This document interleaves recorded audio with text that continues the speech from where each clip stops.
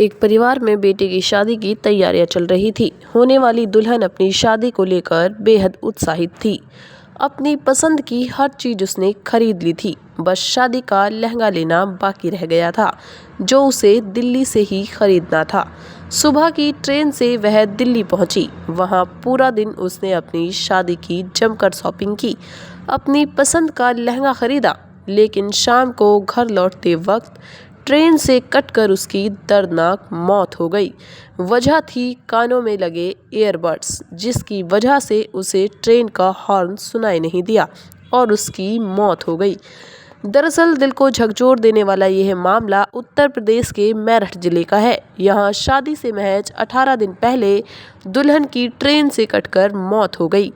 वह शादी का लहंगा खरीदने के लिए दिल्ली गई हुई थी। बुधवार शाम को शॉपिंग करके ट्रेन से वापस मेरठ कैंट स्टेशन पहुंची। ट्रेन से उतरने के बाद ईयरफोन लगाकर ट्रैक को वो पार कर रही थी और इस वजह से उसे जनशताब्दी एक्सप्रेस का हॉर्न सुनाई नहीं दिया और वह उस ट्रेन की चपेट में आ गई। बैग में मिले आधार कार्ड से युवती की पहचान हुई। दरअसल 27 साल की पारुल मेरठ के पल्लवपुरम के कृष्ण नगर कॉलोनी की रहने वाली थी।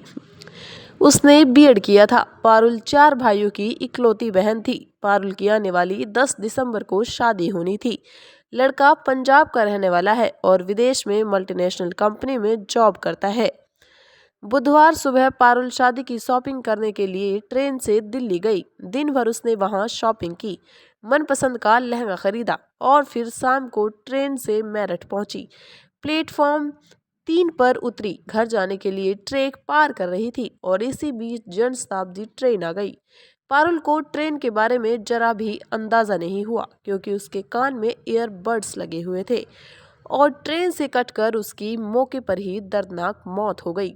हादसे की सूचना पर जीआरपी कंकड़खेड़ा और सदर बाजार थाना पुलिस मौके पर पहुंची। पुलिस को शुरुआती जांच में लगा कि लड़की ने आत्महत्या की है, लेकिन उसके कान में ईयरबड्स लगे थे। तब जाकर क्लियर हुआ कि यह एक हादसा था।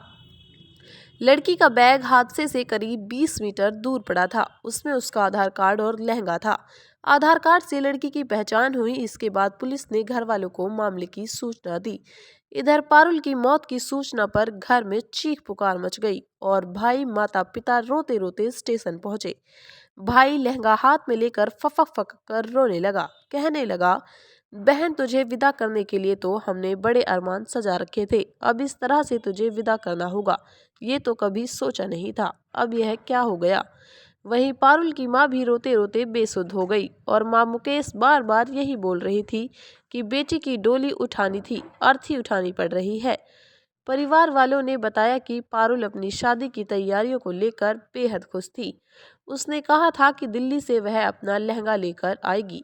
लहंगा तो नहीं पहन सकी, अब कफन में उसे विदा करना पड़ेगा। परिवार वालों ने रोते हुए बताया कि शाम को 3:30 पर पारुल का आखिरी बार फोन आया था और उसने कहा था कि मैंने शॉपिंग पूरी कर ली है, बहुत अच्छा लहंगा खरीदा है और मैं ट्रेन से वापस आ रही हूँ। अब परिजन रोते रोते बस यही बोल रहे हैं कि शादी को लेकर वह बहुत खुश थी, लेकिन सब कुछ भगवान ने छीन लिया। वहीं अब इस मामले में जीआरपी थाना पुलिस का कहना है कि लड़की ने अपने कानों में ईयरबड्स लगाए थे, इसलिए उसे ट्रेन के आने का पता नहीं चला और ट्रेन से कट गई। फिलहाल लड़की केशव पोस्टमार्टम के लिए भेज दिया गया है। वहीं शादी वाले घर में अब मातम पसरा हुआ है।